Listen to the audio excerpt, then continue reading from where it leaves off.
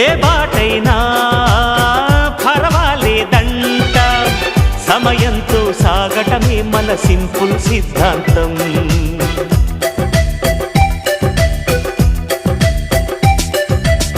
చిరుగాలికి పరిమళమిచ్చే సిరిమల్లెల వనమై ఉందాం, గగనాన్ని నేలను కలిపే హరివిల్లుల బంతెన అవుదాం. ఆనందం అంటే అర్థం మనమందా, ప్రతి పూట పాటై సాగే హుషారు సరిగమలో. ఎన్నో ఎన్నో రాగాలుండే సంగీతం కాదా, చల్లకి నవ్వుల కేరింత.